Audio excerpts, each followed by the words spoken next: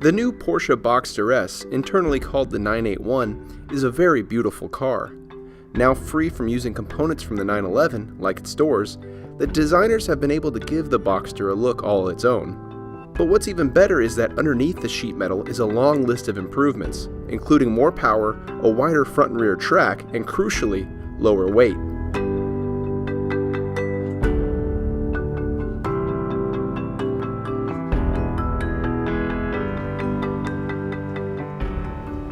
That means it's faster. We also have a 7-speed twin-clutch automatic with launch control.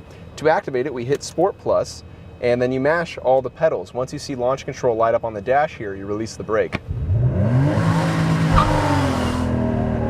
Gets out of the hole very quick. You'll hit 60 in about 4.2 seconds.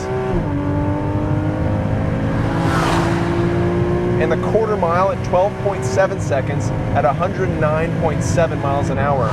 That's about 0.2 faster than the last Cayman S we tested with the PDK transmission. And for our 60-0 braking test, the Boxster took just 102 feet. And now the figure 8 test with the Boxster S. On corner entry, I'm kind of surprised how loose this car feels. I think what's happening is you have a lot of authority through the front end of the car, a lot of grip, turns it very sharply. But when you do that, you got to remember there's a rear weight bias you're dealing with, 55% or so, I think. So if you get a little too greedy with it, you get some oversteer. And that's good because most cars are going to understeer when you turn in hard. This doesn't do that though. This takes smooth hands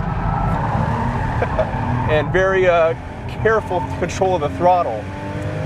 That's rewarding, that's fun.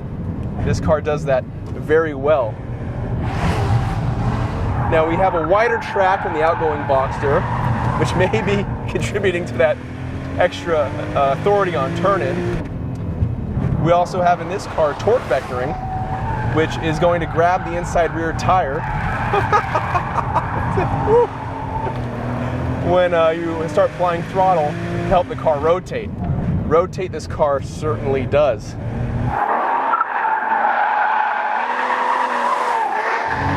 So what's happening is you get a lot of liftoff oversteer mid-corner. So you have to be really mindful of your inputs. You get too ham-fisted, you're going to start sliding everywhere. Now that's fun, but it's not fast. Fast is what we're trying to do.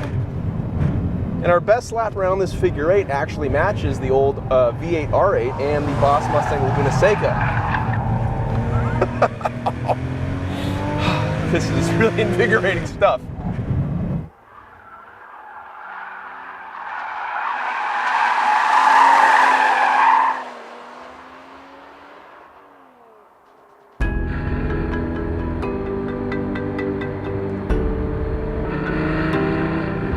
The Boxster S then is a very strong performer, but it's what it does on the road that makes it so special. I'll come right out and say it, this may be the greatest sports car in the world.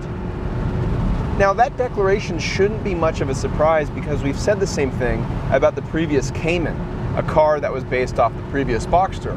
But with this new Boxster, that sense of driving thrill has been improved, refined, honed even. It is absolutely delightful. Now you aren't working with a lot of power. We only have 315 horsepower, and nor is this car a featherweight. It weighs a little bit over 3,100 pounds thanks to those 20-inch wheels we're riding on. But it's the way the car blends its power, blends its weight into the chassis, and how it reacts to your inputs that makes this car so thrilling to drive. The sound, of course, is phenomenal. We have an optional sports exhaust, and when you lay in the throttle and the higher revs, the howl it gives you is just intoxicating. And when you lift off the throttle, you get the sound of gunfire from the exhaust. It sounds like somebody's firing an AK-47 behind you. It's downright fun. You have a sense of overall control of the car, afforded a lot through this PDK twin-clutch 7-speed transmission. It gives you such fine, excellent control over the car with incredibly fast gear changes. But the thing is, it's also extremely adaptable. The transmission is always looking for better ways to match your driving style. It's looking at your throttle position, your brake position, even your steering. For example, if you have it in sport mode like we do now, the harder I press on the brake, the harder it downshifts, the further gears it drops down.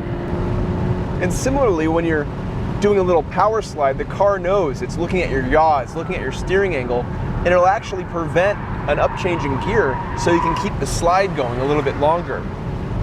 It's those sort of decisions that make this car so enjoyable. This car is always looking for ways to make you have more fun.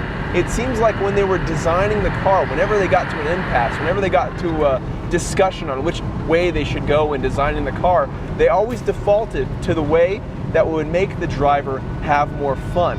And this car, the sensation that you get from behind the wheel, is an aggregation of all those decisions.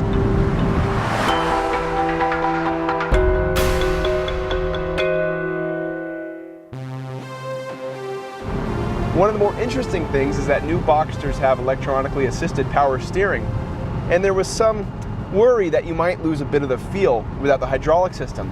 I can tell you though, this system is great. I feel like I have great precision over the car, all the feedback I want, and all the weight I want. This is a perfect intermediary between myself and the front wheels. And this car, being a roadster, means you can enjoy the outside experience and the thrill of driving all that more. This roof takes around 9 seconds to open and shut. That's very, very fast, and you can do it up to about 30 miles an hour. So it's really convenient when you're just putting around town. You don't have to stop at a stoplight to put the roof up or down. And the thing is, with a roadster, you put the roof down and you can take in the experience more. It amplifies the sensations. You can smell the air around you. You can look up and see the sky. You can hear the exhaust, hear the tires howling. It just makes the experience that much more fulfilling. And when you blend that with a car that is so harmonious, like this Boxster is, you take it through a few corners and you realize, yeah, this is it. This is what a sports car should be. This is what it's all about. You drive this car hard through a few corners and it just makes everything else seem insignificant. You wonder why other automakers even try. Now, I'm having so much fun driving this car, I almost forgot that there are downsides. There's one big one, and that's the price. I mentioned a lot of options. We have Sport Chrono, we have PDK, we have torque vectoring, and a few others. Now, the prices for all those add up really quickly. This car, as we're driving it, costs nearly $90,000.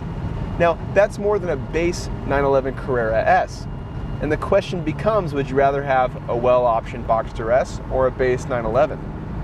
Now, that question probably deserves a little bit more investigation, but I can tell you, from the driver's seat on this road, this Boxster S feels like it's worth every penny. With the Boxster, you get this overall sense of a car that wants to help you in every way it can. Everything in this car has a singular focus, and that is making sure you have fun.